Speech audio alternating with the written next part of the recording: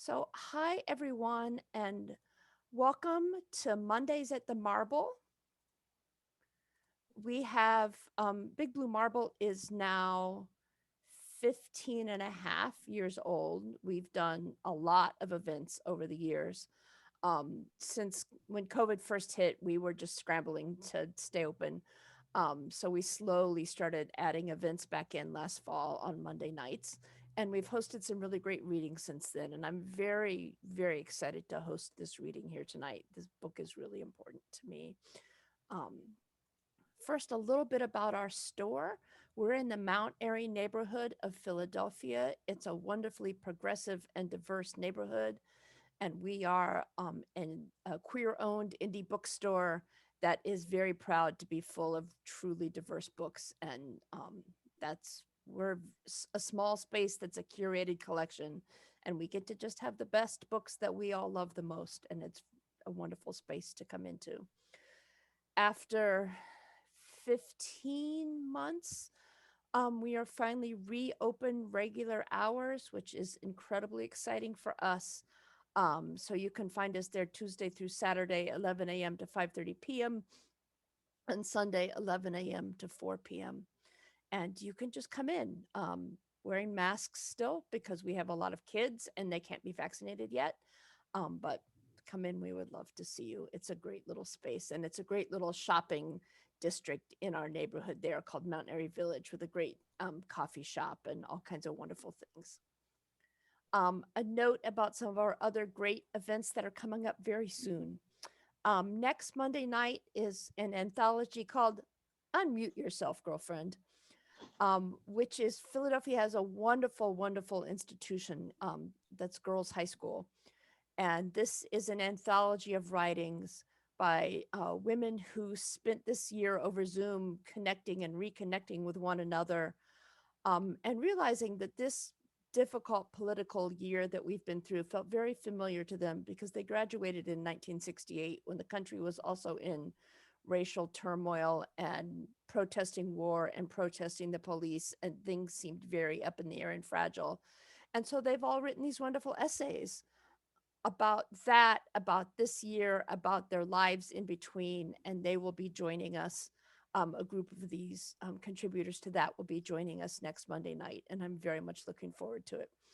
There will be serious stuff. I also assume there's going to be a lot of laughing, and it will be really delightful. So that's next Monday night. On August 16th, we are celebrating the release of an audiobook by Mark Siegel, who here in Philadelphia is an institution, a gay activist for decades upon decades. He was at Stonewall. He helped do the first parade 1 year later. He has been an activist for all of these years. And so this is his memoir called And Then I Danced. And the book itself came out years ago, but there's an audio version now. So we'll be getting together with him to talk about that and just to talk about what was it like to be there at Stonewall. And he was kicked off of a pier for dancing with a male partner in his 20s, and he and his husband danced together at the Obama White House. So it's the story of everything that had to happen in between to be able to have a world where that could happen. So we're very excited about that.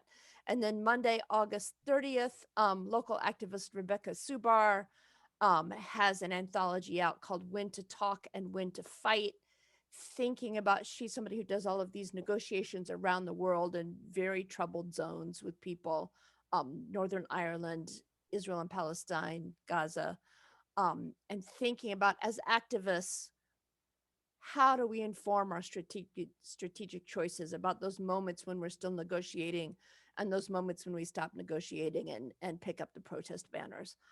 So she's got a great new book out about that, and she'll be here talking about that book and that experience of thinking about how we organize to change the world.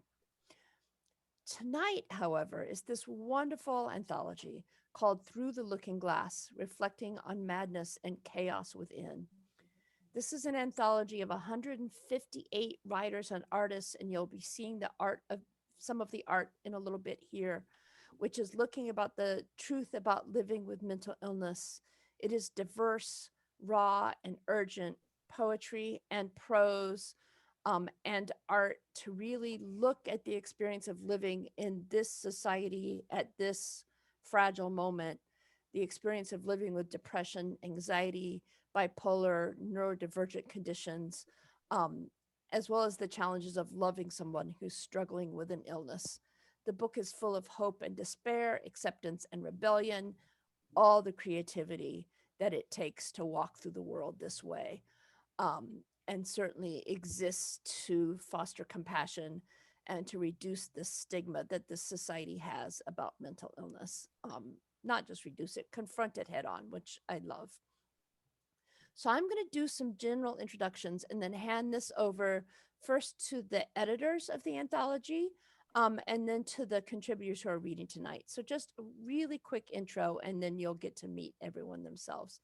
Um, Candice Louisa Dakin is of Sephardi, French, and Egyptian descent. She was born in Europe. She has lived all over the place. She is a psychotherapist who specializes in treating and helping adults who are sexually abused as children. She has published her own poetry collections. She has published in great places like The Rattle, which, if you don't know, it is a great poetry journal, and the Northern Poetry Review. And she's an editor now at IndieBlue Publishing. Kendra Austin is an author from Michigan and another co-founder of IndieBlue. She's an advocate for mental health awareness, sexual trauma survivors, and for the LGBTQ plus community. Her own debut novel came out in 2017, and she's since written and published 2 more novels, as well as 4 poetry collections, and she has another book coming out soon. She has also contributed to other great anthologies, including We Will Not Be Silenced and As the World Burns. Christine Ray lives outside of Philadelphia, Pennsylvania.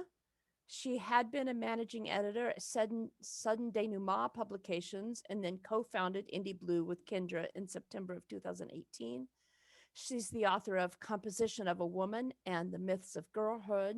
She's also been in some of these same wonderful anthologies as The World Burns, Smitten, and We Will Not Be Silenced.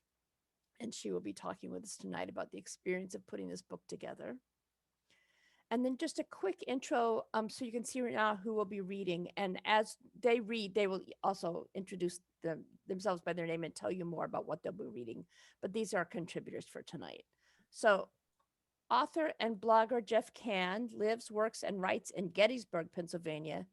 His essays and stories appear in Like the Wind magazine, The Good Men Project, and other websites that explore mental health, running, and culture.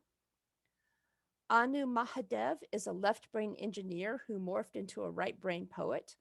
She is a 2016 MFA graduate of the Drew University MFA in Poetry and Poetry and Translation, and her work has appeared in several journal anthologies. And she's got a collection of poetry forthcoming called A Mouthful of Sky from the wonderful press Get Fresh Books. John Lays is an indie poet who's been writing poetry since he was 14 years old. He has degrees in religious studies and Judaic studies. Though he was officially diagnosed as an adult, he's dealt with chronic depression and anxiety his entire life. He's got 2 other books that are already out there in the world, and he currently lives in Albany, Oregon with his Chihuahua Cosmo. And hang on. Marjorie Maddox is a professor of English at Lock Haven University. She's published 13 collections of poetry so far, including Transplant, Transport, Transubstantiation. She has forthcoming poetry anthologies, as well as 4 children's and young adult books, including Inside Out, Poems on Writing and Reading Poems, and I'm Feeling Blue Too. And she's the co-editor of Commonwealth, Contemporary Poets on Pennsylvania. Rachel Ickens is a 2016-18 Pushcart winner, a 2018 Independent Book Award winner, and a 2019 Vinnie Realm and Faulkner Poetry finalist. She is the author or illustrator of 9 books in multiple genres, from fantasy to memoir to a non-binary poetry collection. Born in the Finger Lakes region of New York, she lives by a river with her dogs, cats, saltwater fish, and a garden that feeds her through the winter. She says dragons fly by. Hang on. Come back here. Rachel, whose last name I can't see right now because it's blocked on my screen. We'll say it in a second. Is a photographer, editor, and founded the wonderful Philadelphia Writers Workshop, which is a really great institution to provide a structured and supportive forum where writers can express themselves freely, experiment, and hone their craft. When her eye doctor suggested she look away from her computer, she began taking pictures of the view out her window and writing about what she sees and feels, which kind of sums up 2020 for a lot of us. What's out our window? And then our final reader tonight will be Victoria Monzi, who is the marketing and PR intern for IndieBlue. Victoria has completed research on the relationship between students writing and their university's writing centers, which is a complex relationship, by looking at race, ethnicity, language, and disability and ability backgrounds of undergraduates. She is passionate about raising awareness of the challenges of SADVS survivors and LGBTQIA+ folks, as well as supporting the voices of underrepresented and often silenced groups. It's an amazing team of 10 people tonight. So we want to start with the editors. I don't know which of one of you wants to go first, just to talk about the process of IndieBlue and of pulling together this amazing anthology and showing us some of the art. And then we'll switch to our contributors for reading. So everyone hang on, you're going to hear some great stuff. Should I go first, Candace Sure. and Kendra? So as Elliot already mentioned, we founded IndieBlue in 2018. Candace and I and Kendra actually met, of all places, on WordPress and became big fans of each other's writing. And I think also big fans of how bravely each other wrote about topics that are often considered taboo. So when the Kavanaugh hearings happened and the three of us were dealing with very, very heightened blood pressure, we decided that one voice is very easily dismissed, but a collection of voices was harder to dismiss. And we put out, really having no idea what we were getting into, put out a call for submissions with a 2-week deadline and put out, it was really crazy. We put out We Will Not Be Silenced, which was our first anthology. Really, I think we got it out within 2 months. And since then, we have put out, I think, 4 other anthologies. We have 20 titles out so far in 2.5 years, which, considering we're all chronically ill and in different states, is pretty, it's certainly been ambitious and perhaps at times not the best judgment, but we're really dedicated to telling the truth and letting people share their own lived experience. And that's how we've approached all our anthologies. Is we really love the fierce and the raw and the authentic. And we've been very fortunate, even as a micropress, to get to work with an amazing amount of artists and writers just completely around the world, who some of them are new, it's the first time they've been published. Others have 12 books under their belt. We've just been very, very fortunate. And I think we take on very timely topics. And the only other thing I'll say before I pass it on is we actually didn't start out to put together an anthology on mental health. About 2 years ago, we decided to put together an anthology about chronic invisible illness. And what we found is that more than half the submissions that were coming in were mental health. And there isn't a neat, tidy line between these, but what we felt like is to really do them justice, we had to split them into 2 anthologies. And we got very, very ambitious at the end of 2020 and decided the only way we were really going to get what we wanted was to do them in parallel. So it's been an interesting 7 months. We've read thousands and thousands of submissions from people with chronic illness and people with mental health diagnoses and people who have both. And we're very proud of Through the Looking Glass. It's the size of an encyclopedia, so if you need a book stop, it's impressively sized. Has 158 contributors, and we tried to really let people dive in deeply. And now I'm going to shut up and let other people talk. So I can go on and just say that the other thing that we tried to do was to take on board what we'd learned from the previous anthologies, where our strengths were, where our weaknesses were. And so we tried, Christine was really good about putting out a very specific call to ensure that the two anthologies had the kind of work in it that would benefit the subjects.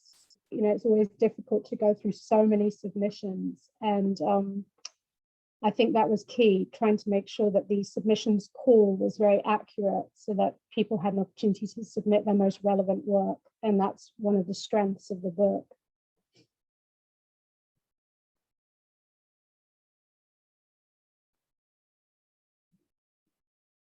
Uh-oh. Kendra, are you still there?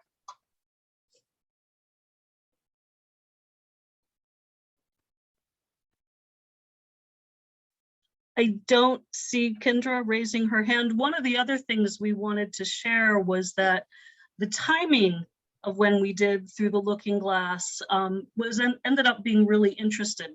We didn't set out to do this during a pandemic. And it certainly shaped what the book became, I think. And we were talking about this earlier today as a group. The submissions were very heavy on the depression and anxiety side. And in a lot of ways, those were perfectly normative reactions to what we've all been living through. And, you know, the dialogue is changing all over the place on mental health and neurodivergency, and the concept even of we all have mental health feels new and revolutionary to just acknowledge that.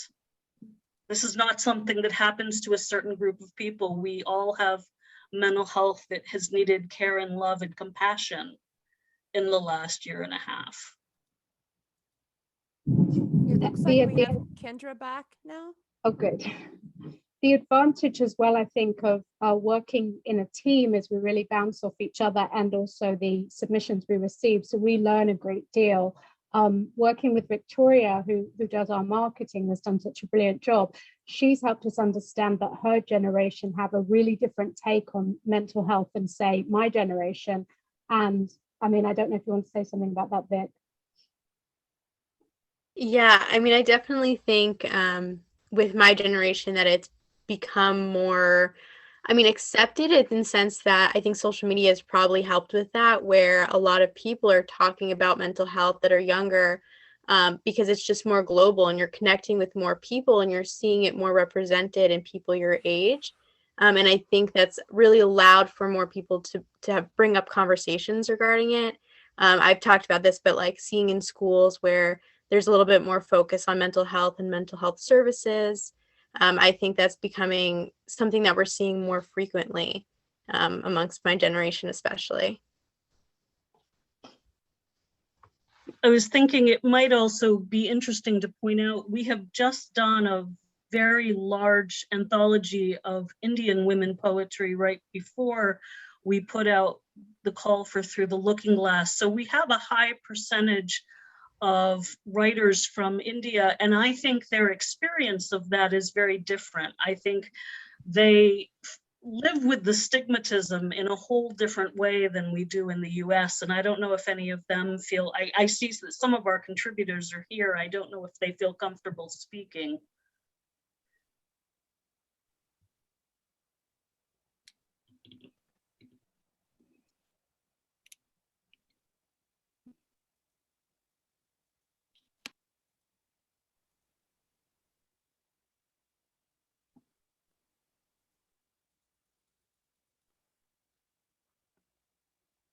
Kendra, did you want to say anything or? Can you hear me? Yes. Yes. I can now. Yeah. Oh my goodness, I have to apologize because I didn't understand how to speak. So now we have discussed how we came about this anthology and moved on and to other. So I just wanted to say that taking on a project such as this, I just wanted to reiterate, is so important. And the way people deal with mental health has changed so greatly Mhm. in this modern time. And yet it's still so far behind. Yeah. People are still so far behind in the way we interact with people who suffer from mental illnesses. And that has to change. We have to learn how to accept the fact that these people who are mentally, ill are just different and they need to be treated just like everybody else does. And we need to accept them for who they are and not, not trivialize what they're living with and come at it head on and help them the best that we can. And by starting, a project such as this and inviting people and saying, you know what, you are a valid human being. What you're going through is something that needs to be recognized, and you are a worthy human being.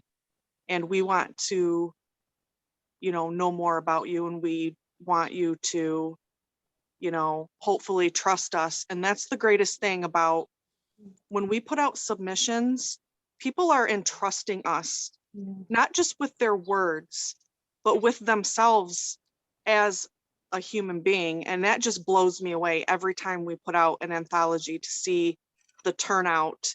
People are willing to share so much of themselves with us, and it is so humbling. So I'm just catching up. So I think I'm done now. I'll piggyback off that and just say that it's been really exciting for me to work with people from all around the world as well. We've had submissions from people close by and from really far away. Sometimes submissions have been translated from one language to another. We've been really fortunate in the quality and variety of submissions we've had. We've always been really conscious of trying to get a good representation of people out there. And obviously that's challenging at times when you put out a call.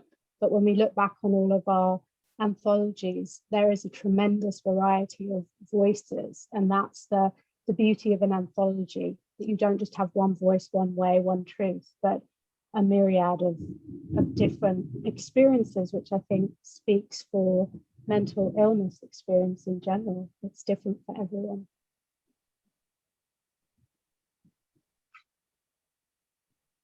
And who has the slides of the art that you want to screen share? I have those. Okay. You should have access All right. to share screen. I left it turned on for you.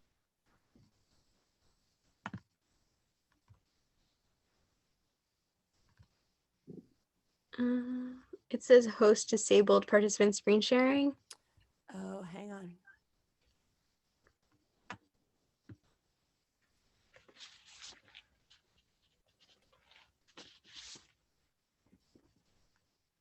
I'm going to make you a co-host.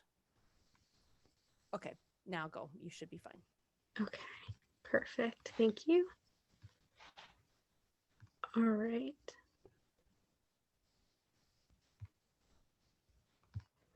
Are you able to see my screen? Yeah. Okay. So we wanted to take some time to appreciate some of the artwork in Through the Looking Glass. So the pieces in these slides capture the theme of the anthology perfectly, and they include a wide range of techniques, mediums, and elements to convey what mental health looks like and feels like for some of these artists and others who connect with this art. So this first piece is titled Lunatic, created by Lakshmi Tara. This second piece is titled The Weeping Woman, created by Jarna Chowdhury.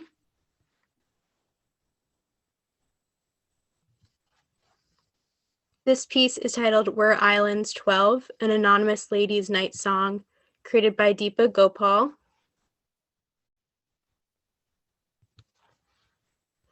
This piece is titled And Then There Were Two, created by Poonam Chadha Joseph.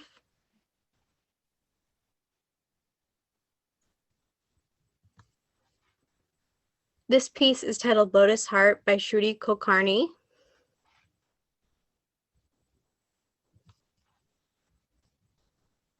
This piece is titled Some of Sidling's Things, created by Marian Mitchell.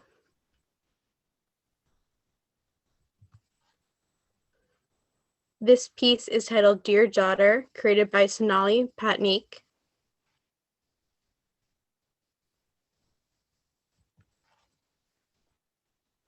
This piece is titled Mindless by Lakshmi Tara.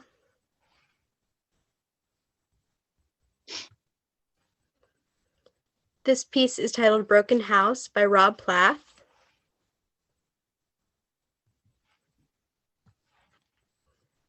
This photograph is titled Ghost Plants by Jeannie E. Roberts. This piece is titled Lit Up, created by Libertad.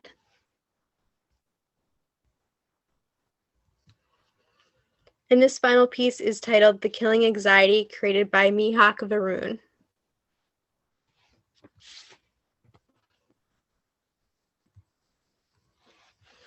We were very lucky to get the kind of artwork that we received. I think a lot of that did have to do with the amazing artists that we've met through previous anthologies many times. We're just really fortunate to have a strong network of people who believe in highlighting marginalized subjects, and that's what IndieBlue has done since its inception. So it's thanks to those people that are willing to trust us, like Kendra said.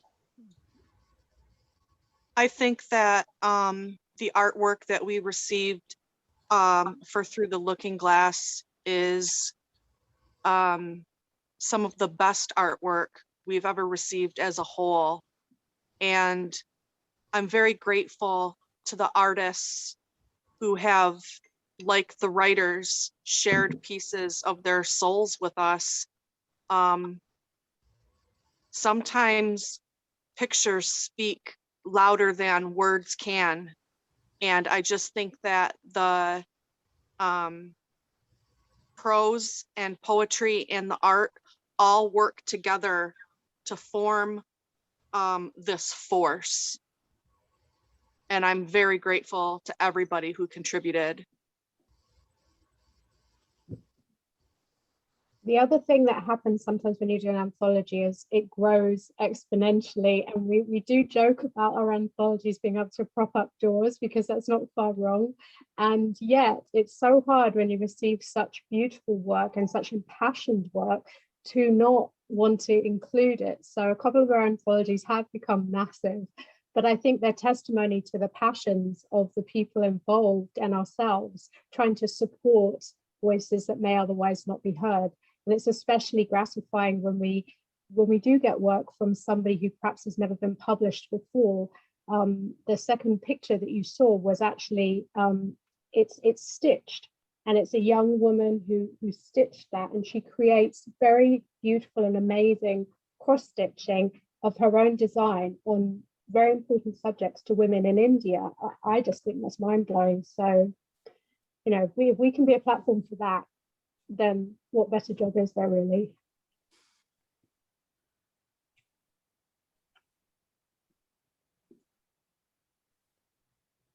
Or shall we start with our readers? I realized I didn't ask you about an order. Does one of you have who you want to start with, or?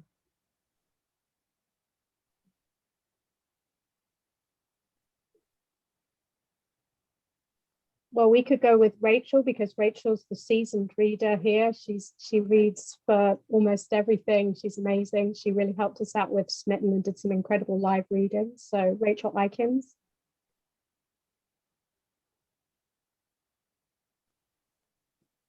Thank you, Candace. I'm in every IndieBlue anthology except the Collie Project. And it was after the fact, it was too late. I realized I had something I could have submitted. When I submitted to this book, I had answered a prompt that Christine posted on her blog one day, months ago, and forgot about it. And I didn't submit it, but you guys hung on to it. And when I got my copy and found my work, I read the one that you included and I cried. So it wasn't my goal per se, but this collection and having been a part of IndieBlue's projects has really helped me heal in some ways that I really needed to. So I'm going to read one poem because it's kind of long. It's called Girl Interrupted. I was the girl who didn't want to leave home, who loved working with her uncle as his girl Friday, as I had been since age 2.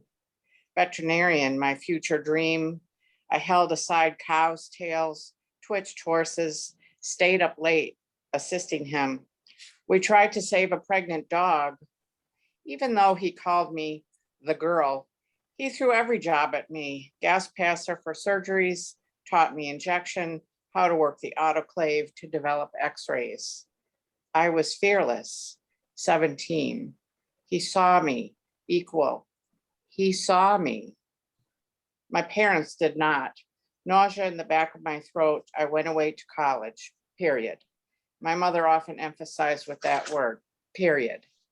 A year and a half later, collapsed, a nervous breakdown, whatever that means. I was home, shuttled into the city 5 days a week to a psychiatrist, medicated, so much Thorazine, I drooled, my vision blurred. Even so, I cut myself. My uncle said, come work for me again. One day we went on barn calls together, me riding shotgun, stunned, stupid, studying the photo of me, age 3. He kept pinned to the visor. As we pulled onto my street, he slowed the car, looked over and said, nothing wrong with you. You don't need a psychiatrist. He saw me. Over a decade after that, lost. The shrinks and drugs that made me act crazy, diagnoses as mixed as tossed salad, hospitals, the room with nothing but a mattress and bucket for timeout, staff blasting into my room, light in my eyes, locked the bathroom because I had used the toilet unsupervised. I checked myself out, AMA, 3 days later. One young woman ran away. They called it eloping.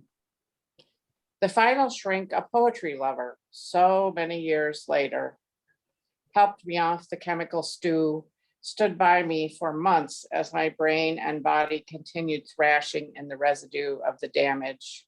He said, your brain was marinated in chemicals. Yes, it even forgot how to sleep. I graduated. He said, you were never mentally ill. He saw me. We met once a month for coffee and poetry. I lost everything, a woman so interrupted that 25 years, a quarter of a century, my chance for children, my young womanhood vanished in bitter smoke. I found my memories. I found my poetry. Body disabled by do-gooders, family too blind to see. Before the days of autism or Asperger's, before people talked about the spectrum, that's all it was. I figured it out on my own. Such a relief. For a long time, I needed the anger to keep me moving through the wreckage. But anger eats the holder just like fire. Nobody was going to pay. Nobody cared but me. After all, it is my life, mine alone to do with as I see fit. I stood up, shook off, and picked up the thread, knotting with care so nothing unravels. My uncle long gone. Sundays, I watch a veterinarian on cable, quirky older man, and as the episodes pass, my heart slows. I relax, feeling the connection still to that stolen girl who has reclaimed herself, who wastes no bitterness on what might have, what should have been. Maybe she needed to learn to fight for herself. Maybe she had to demand to be who she is before the story could continue. And so I did.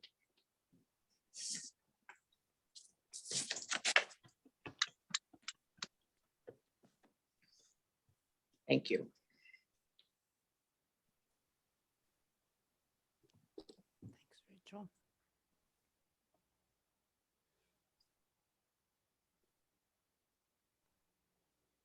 Anna, would you like to read next?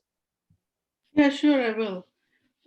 Thank you so much, first of all, Big Blue Marble Bookstore and IndieBlue Publishing for including me in this anthology and also as part of today's release. I don't usually get to do this very often, so I'm really thankful. My poem I actually wrote in response to the call for submissions, and it was sort of cathartic to write about it because as a single woman growing up in India who didn't really know what mental illness was about, as Christine mentioned, the stigma that comes with it, whether it was there, whether it was not there, nothing was actually properly diagnosed. And it was only once I came to this country that I realized that there might be something deeper going on here than just bad moods. So this poem is titled Self-Help. And you'll see why I called it that, because it's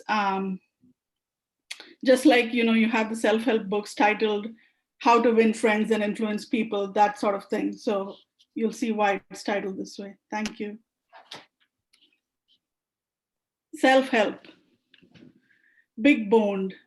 How does a person get used to epithets? Fat, wide-hipped. Perfect for bearing children, they exclaim. She's never done it. Cluelessness leads her to the gynecologist. What women do, right? How does one do a pap smear? Stupid cow, you're a virgin? Ashamed, she returns to the apartment she's always wanted, one she shares with nobody. How to make friends, how to be liked. Every day she dresses up, not inviting anyone, no dinner, no conversation. How to hide stretchy cellulite marks. Soaks her untouched body in a tub with strawberry bath beads, scented bubbles, replete with sympathetic candles for company, a neck pillow so she can read. How not to be alone. A closet full of plus-size clothes for no one to watch her bloated stomach. How to share news with someone, anyone. If she doesn't get any likes on her post, did it really happen? Her furniture is on rent, so she can escape anytime. The Bible is on the floor. How to pray, how to build faith. They say you need solitude to appreciate a crowd. She doesn't need to be told that. How not to feel lonely. Those wooden coasters match the table with cork insides. A set of 4, but only one ever gets used. How to have a hard skin, soft insides. Her only company is a stray cat. She feeds it milk each day in a new bowl. One day it disappears. She howls at the angry moon. How to remove a cloud. She resigns herself to grief. How is it to be happy? How not to die? How to throw the coasters in a dump? How to obliterate memories? How to hide inanimate witnesses? How to condemn life? Just how? Thank you.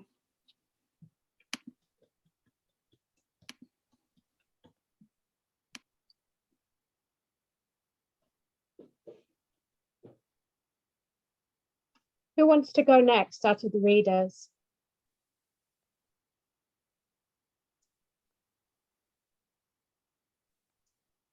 Okay, Marjorie. Okay, I'll read two very brief poems. I spent about 10 years being a caregiver for a loved one who is bipolar. And so both of these poems are about that experience. And as other people have said, many, many years of misdiagnosis. What she saw sees. I wanted them to be angels, the people she saw, the ones not really there. Angels without webbed wings, but ethereal still in the midnight outside air where she stood, head cocked, painting the world's darkness. Angel, I wanted you to be. The people she saw, the ones not you in the paint-thick air, in your ethereal midnight. Did you see them too? Their heads cocked, watching her darkness. Guardian, oh guardian, with your seraphim borrowed slippers, you tiptoe along the corpus callosum between the mind's two worlds. This one at the end of the driveway, where the men clothed in shadows hide in midnight's peripheral, and this one, where we wear the unseen shadows, where your celestial limbs flap back fear, where she keeps painting her inside midnight as she cocks her head just so before turning sharply to your entering or leaving. And this next one is just 8 lines, a triolet with the repetition of the lines. And it's written in 2 separate columns. Bipolar triolet. No one understands. Help me to see. Insight, foresight, hindsight, all sight gone. Darkness oozes.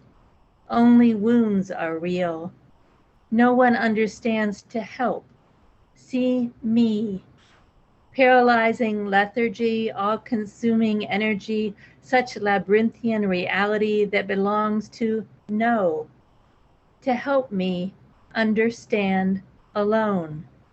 See within my non-sight, or in hindsight, I'll be gone. Thank you.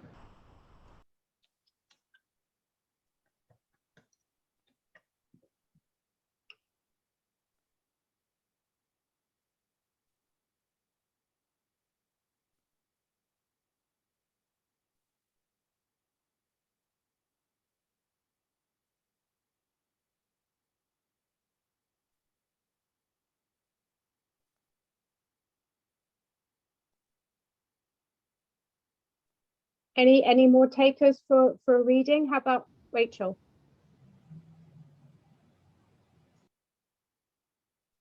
Hi, I'm Rachel Coben. And how come I'm, let's see.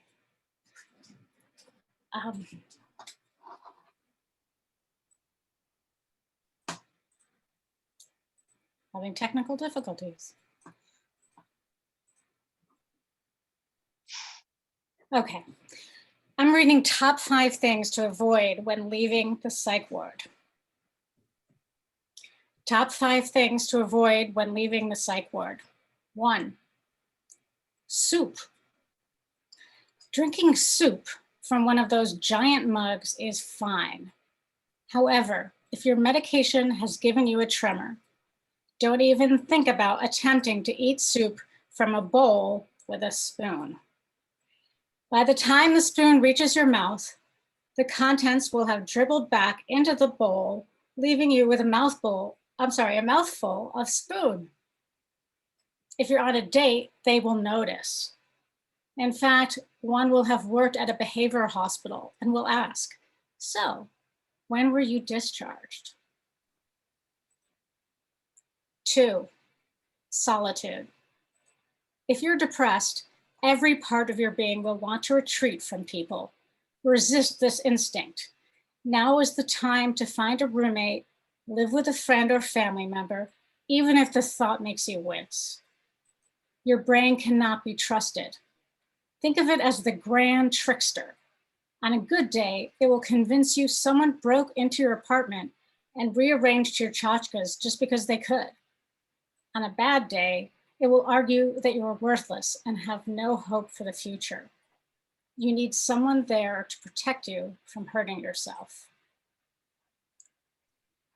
3, dating. Once you're feeling a little better, you may want companionship that goes beyond the platonic kind. If you don't have a tremor, which eliminates soup as an obstacle, remember that recovery requires a lot of energy. Opening yourself up to romantic rejection when your sense of self has been shaken to its core is inadvisable. Also, some people who want to seduce you when you're down are, to put it politely, shady. On the other hand, if you're already in a relationship and they visit you, take you on dates to the hospital cafeteria, buy you candy and make you laugh, never let them go. 4, work. Don't go right back to work. This is your time to dedicate to recovery. You may even qualify for short-term disability or have the right to reasonable accommodations under the Americans with Disabilities Act. Going back to work right away could result in an incident you'll later refer to as the time I thought I was hosting Saturday Night Live when I should have announced my direct reports promotion and got fired incident. 5, quacks. Subpar psychiatrists and therapists can wreak havoc on your life. Here are a few ways to spot trouble. Their dog jumps into your lap, throws up on your shoe, and that night you notice you're covered with flea bites. They hang their multitude of diplomas at eye level on the wall behind them, making you wonder if they suffer from imposter syndrome. They ignore your pleas to put you back on medication and insist that your close relationship with your father caused your hypomania. Weeks later, now in the throes of a full-blown manic episode, they fail to return your call after you've left multiple messages stating you are in crisis. You end up in the hospital, immediately return to work, host Saturday Night Live at the weekly staff meeting, get fired, attempt to eat soup on a date, lose your health insurance, spend years recovering, find out too late you could have sued the psychiatrist, and go bankrupt.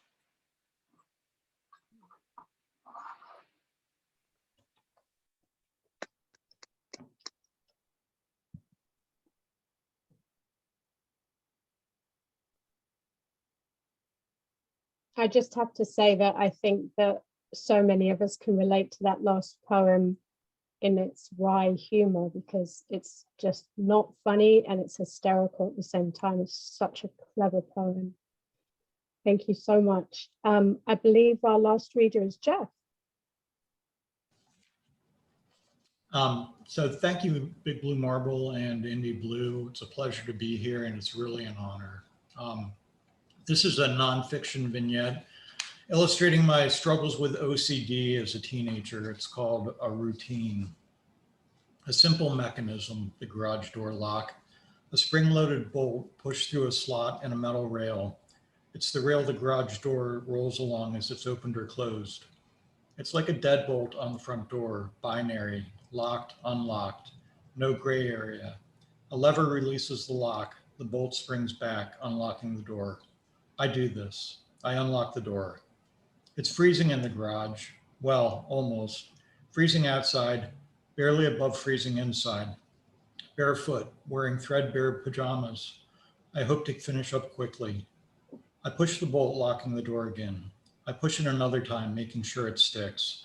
I wait, watching the lock, and then looking for patterns in the puddles on the floor. I count to 10 slowly.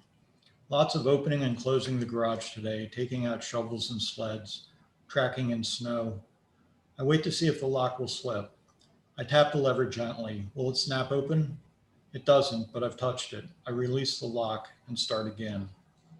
Leaving the garage, I turn off the light, a switch on the wall next to the door.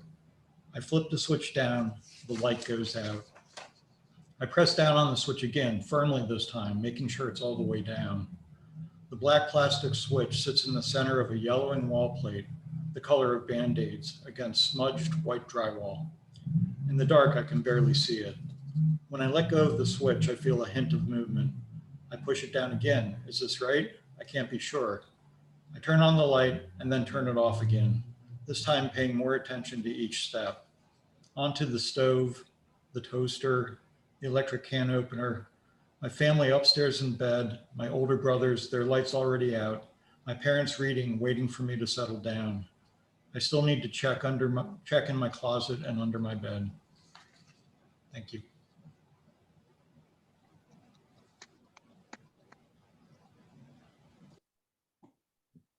I noticed that you mentioned that Victoria was going to read. I wasn't aware of that. Vic, are you on the list to reading something, or was that just an error at the beginning? We'd love you to read, but I don't want you to be on the spot if that wasn't the intention. Just sharing the artwork is what I was planning on doing. All right, thank you so much. We don't want to forget John. No, absolutely. Hello. Hi, John. Hi, John. Hi. One thing I want to say before I read anything is that I feel like anybody submitting any kind of poetry to any kind of collection is very brave. And the people that submitted to this anthology are some of the bravest people I've ever seen. These are a lot of raw nerves out there, and every single one of them should be applauded. John, we should also acknowledge that you were one of our guest co-editors. So you really do know of what you speak, yeah, having plowed through hundreds and hundreds and hundreds of submissions for the anthology. Yes, it was an amazing experience. I would have been happy just to have been published in this anthology, but to be able to take part in going through all the submissions was an amazing experience. I mean, I'm not even sure I could put it into words, but just seeing and reading about everybody's experiences was just a very special thing. The piece that I'm going to read is called Darkness and Fog, which is basically, I mean, it's about depression. The darkness never breaks, the shadow never lifts, thoughts flutter in fog, unable to escape. The weight of all the anxieties, unfounded and real, pressed down like a cinder block, no way for the pressure to release. A conspiracy of ravens and a murder of crows flock in the trees beyond the yard. Who are they here for?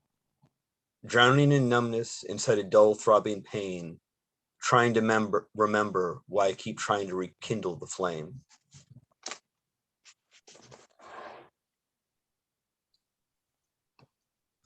Thank you. Thank you, John.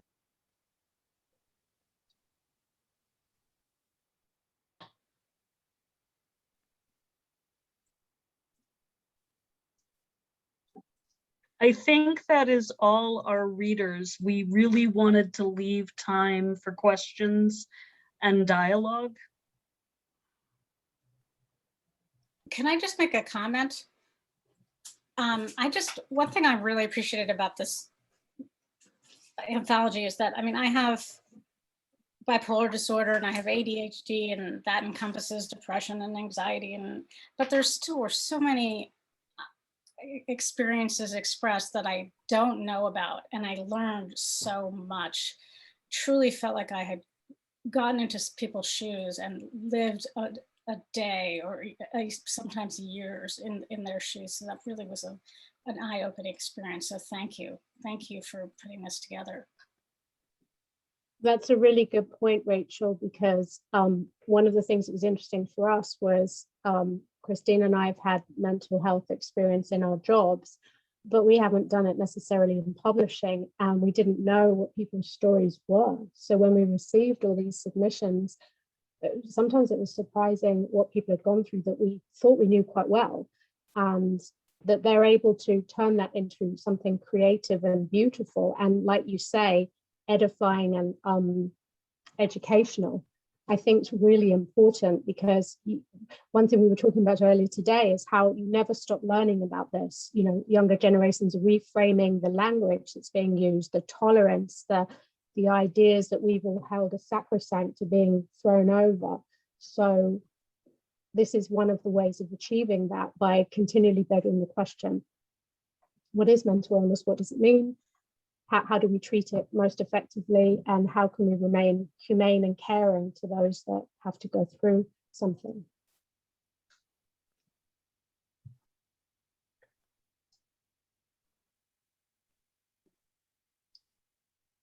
Sorry, for anyone who has read the book, you know that Kendra and I and Candace have writing in it as well. We are not distanced strangers. Yes, Candace and I have both worked in mental health and we've had that professional experience, but we also have the lived experience.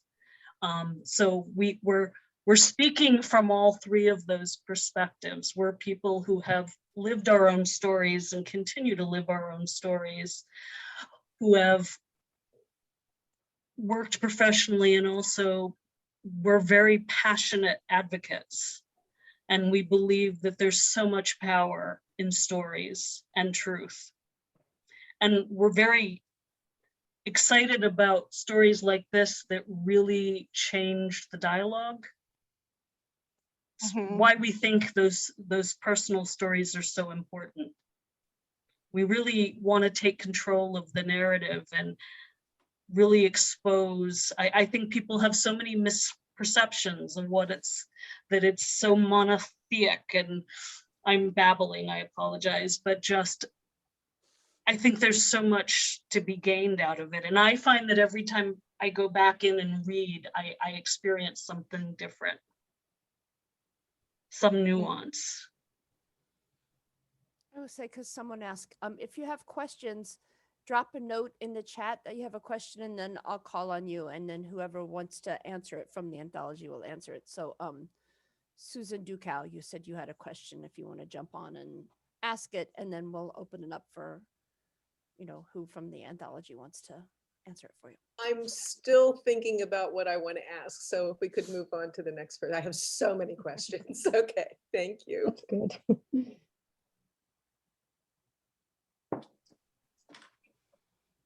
I'm just Well, interested in while people, oh, go ahead, sorry. what's the next work that you're working on as a press? We have a few projects going on, but in terms of anthologies, we are going to be releasing But You Don't Look Sick soon. And that's another project that opens up dialogue. It's very important for people who have chronic illness and, you know, the kinds of problems that they're met with trying to cope with being chronically ill, and then how society, how your family, how your friends, how strangers, you know, interact with you and treat you. And we're very excited about it. It's going to be very powerful. There's going to be lots of great art in that too. That's our next anthology. And then we have 3 standalone poetry collections coming out, and we're publishing Kendra's next novel. And then we're going to take a break. Someone just asked me in chat where they can find out about what you're publishing and when you have calls for submission. We do have an a mailing list, and if you can tell us how to get the information to you, Elliot, we'd be happy to send it along. It's the best way to know when we've put out calls for submission. Sure thing. Could I also just put the email into the chat right here, and then people can email it if they want to get on the list. Absolutely. There's a question from Kevin about, were there pieces submitted that you felt were too disturbing, maybe too raw to include, and how did you walk that line between wanting to include voices and being aware of limits for people. I think Candace should answer that. So please, anyone correct me if I'm wrong here, but for example, we received some amazing work, as we said earlier, from India. Some of the work that we received from India was unintentionally condemning of mental illness. And I think it's because that was the experience that the author had had, being shamed, being told that they were an imperfect human being, that they, you know, so that sort of came out in the poetry. And because sometimes when you're writing in English as your second language, that's also a challenge. And we had to go back a few times with some of those authors and suggest to them that there was a different way of saying something that might not give the wrong impression. That was really important to us because it definitely wasn't the intention of the author to imply that mental illness made you a less than worthy human being, but that could be the way it would be taken if somebody read it. So it was more a case of looking for how language was being used. And then, of course, as editors, going through that and in a couple of poems, suggesting to the author that the language could be slightly changed to ensure that the wrong impression wasn't given, because it certainly wouldn't have been the intention of anyone to do that. I think another issue that came up to a lesser extent is the fine line about pieces that reference suicidal ideation. We as an editorial team have a real acceptance that that is many people's reality. And it's an important part of somebody's lived experience to be able to write openly about it. But you do occasionally, it's a very fine line, but every once in a while you will get pieces that seem to seem a little gratuitous or seem to glorify that. I honestly, and Candace can correct me if I'm wrong, I think things going too far, less pieces were rejected from going too far than not going far enough. Mm-hmm. There's a certain politeness that people, I think some people felt like they had to be polite and not as authentic as they could have been. You wish they had let themselves become more comfortable and more verbal, if that makes sense. I apologize, I'm much more articulate earlier in the day. And just to piggyback off what Christine said, I think, again, we just worked on Kali. We'd have the pleasure of working with so many incredible Indian writers who sometimes can write better in English than any English speaker I've ever known, and just done a fantastic job. And I was absolutely blown away by the candor of some of the Indian authors, because in a way they, you know, I'm mass generalizing here, but they do have more to lose in India today with the way mental health is perceived than perhaps we do in the West. Yet despite that, the rawness and the truth of what they were saying was stunning. So we were so honored to have those writers included.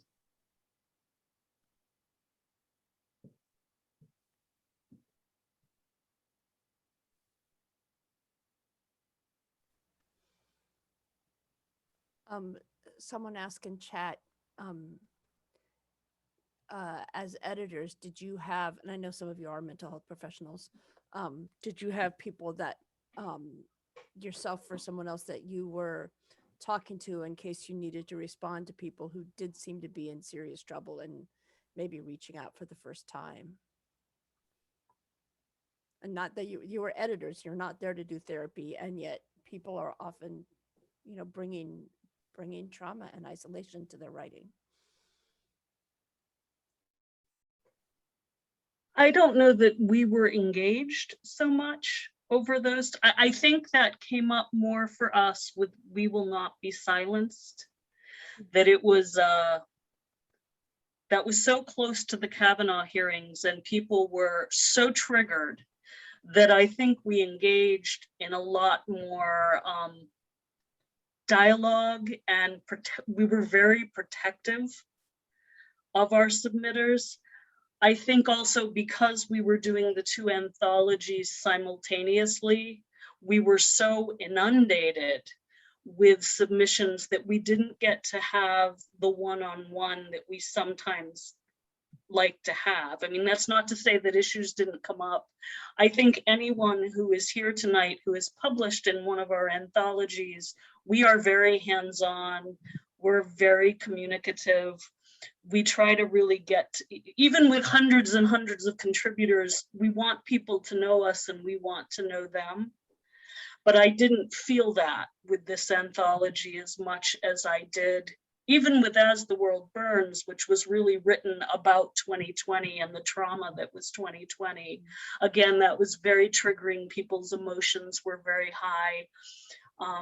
As the World Burns covers a lot about COVID and the Trump administration and Black Lives Matter. So it felt very high stakes for people when they were submitting their pieces.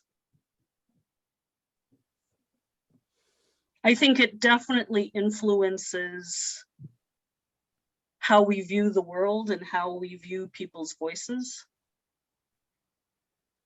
And I don't think much shocks us. We did have a rapist submit a rape story to We Will Not Be Silenced, which was very traumatizing for us as editors. Yeah. And wanting not to give the knee-jerk, you're a gross asshole, go away response, but try to think about what would have motivated that and how do we respond in a respectful way. And Christine brings up a really good point as well, which is that of co-opting. So there were some poems that people had written in this book that I think weren't necessarily their own experiences, but were like the experiences of people in their family and people they knew, which is just as valid. But we did receive a couple of poems which seemed to be more writing in the theory of having mental illness. And those were ones that we weren't as eager to embrace, because it's one thing to have a family member go through something. In many ways, you suffer as much as somebody who has mental illness. But if you're just trying to sort of practice your ability to write poems in any genre, then I'm not sure writing about mental illness is necessarily the right thing for this particular anthology. We wanted to make sure it was real people going through real things, or by it within their family. Well, that's the power of hashtag own voices that all of publishing has been really wrestling with, that having stories about people is not the same as having stories by people. It's just not. And we need those stories by people to really reach beyond ourselves. So Emily Thomas has a question regarding censorship. Emily, you want to jump on and ask it, or type it in and I'll read it for you? Okay, I'll just quickly ask around. Hi, I'm Emily. I'm an Indian, but I live in Malaysia. I'm a third generation. I live in a country that's very oppressive, that treads on voices. And my question is, I struggle to be able to be an activist as well as a poet as well. And I'm an educator for younger youths. How do we encourage the younger generation to speak up without fear of being censored? Is there any advice we could share with the younger generation? Because in my opinion, the younger generation's voice is so much more louder, and it's the one that honestly truly matters. So I'm just throwing this question out there. I would like to hear your opinion. Thank you. And we'd like to open that up to the group, because all of the editors on this book were based in the US, and we are very privileged not to have to live with censorship. Though I would point out that we always accept pen names and anonymous, particularly with things like We Will Not Be Silenced and Through the Looking Glass, where people are sharing experiences that might put them at risk when family and friends read them.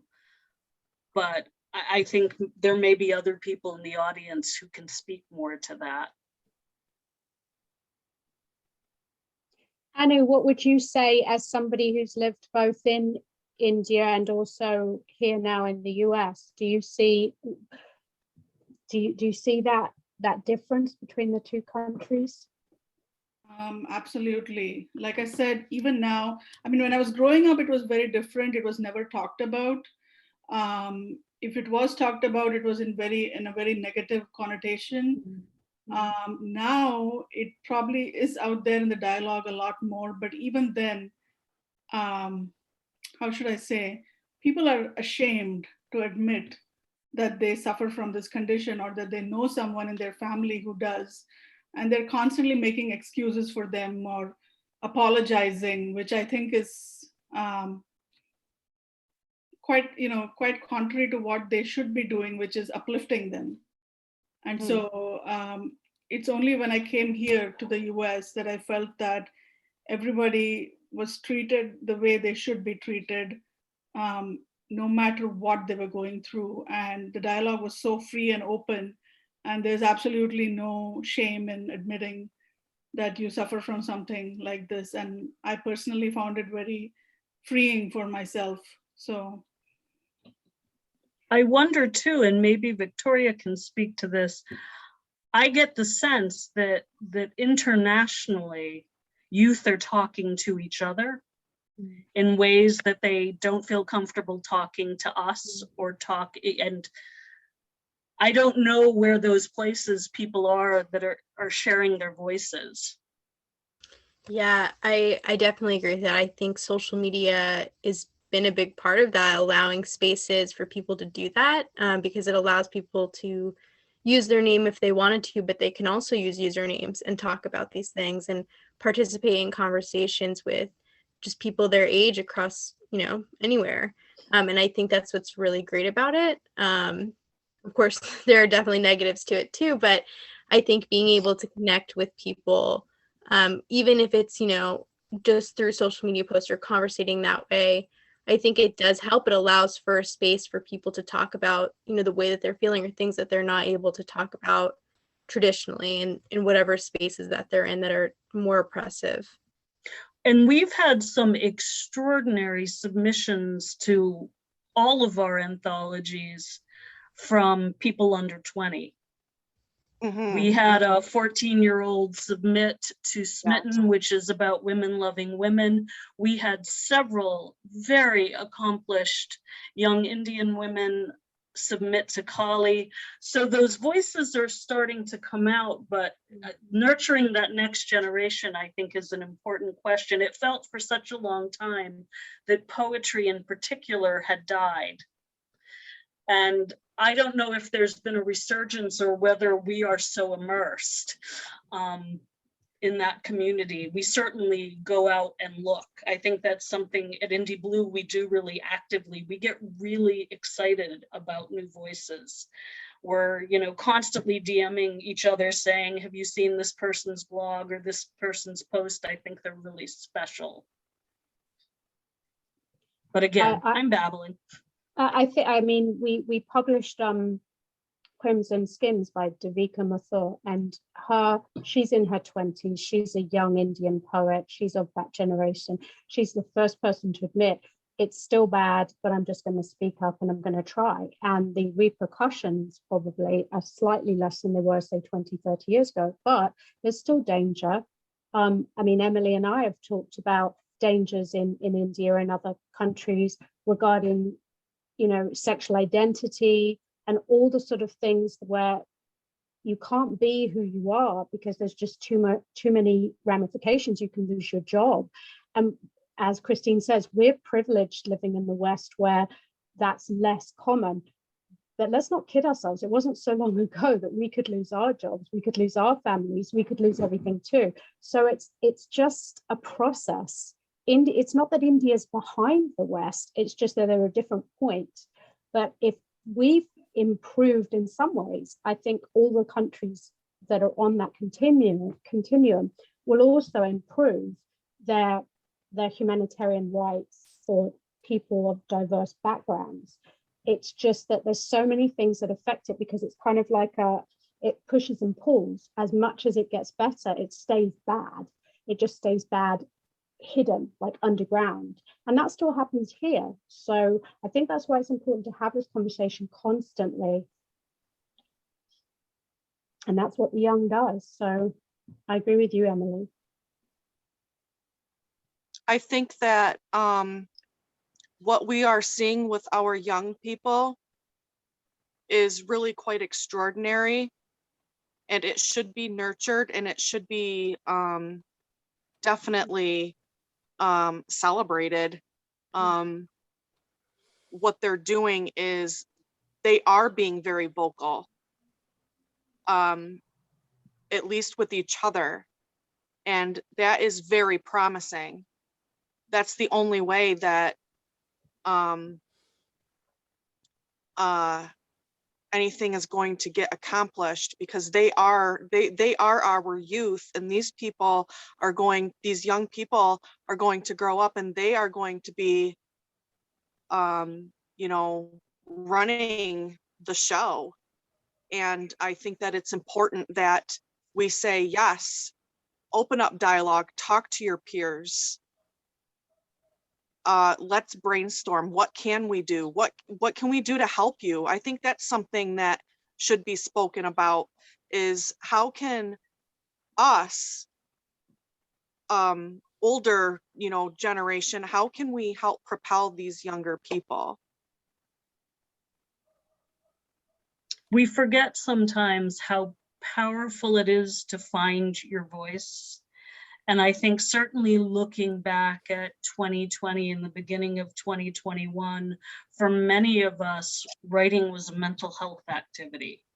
Writing was empowering. It saved our sanity. It helped make sense of a world that didn't make sense. I mean, really, the world felt like it had gone really mad.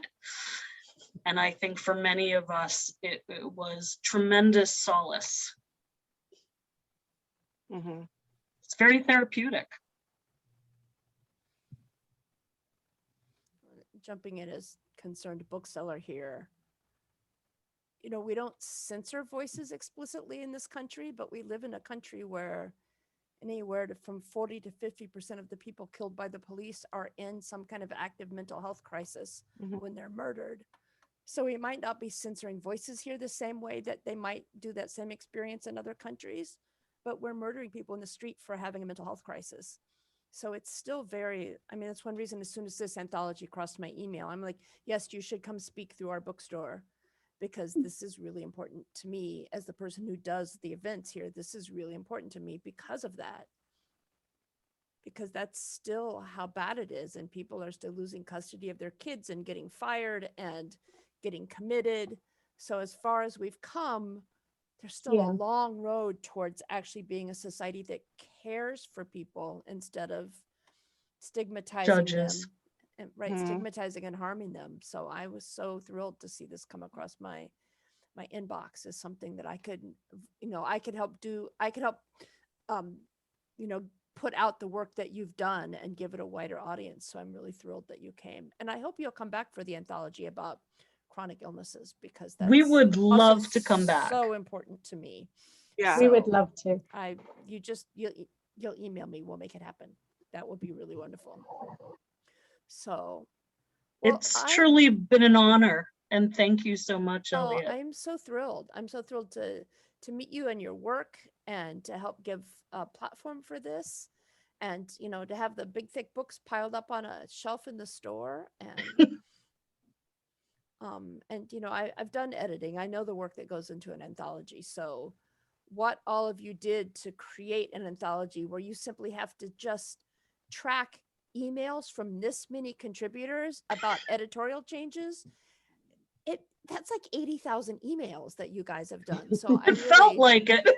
It is. I've done it. I know. I really respect what goes into making an anthology with 158 contributors. It's really astounding that because I assume you're drawing huge salaries from the small press.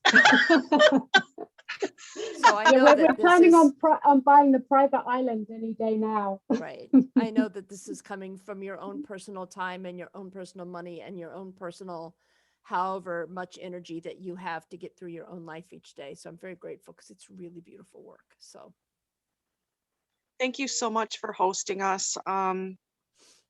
We appreciate you very much, and we would love to come back for sure. oh, we would love that. So And thank you so much to some regulars that I see down there waving. Thank you to our friends and supporters for showing up tonight and listening to all of this. We really appreciate you too. and everyone check the chat. Victoria just listed, put up the email, the link to click to get onto their email list. Thank you, Victoria. Thank you. Victoria is a wonderful, wonderful addition. We to sleep better at night because of Victoria. But thank Yeah. you too to our wonderful readers. Yeah, thanks to everyone who read tonight, who, you know, were willing to pop up on screen here. And I know somebody was tuning in from England where it's like the middle of the night now. So thanks so Yeah. much to our audience for coming and caring and listening. So thank you all so much. And I will upload this and get it to you as soon as it grinds its way through my system. So in fact, let's turn off the recording here. Thank you. Thank Thank you. you. Yeah.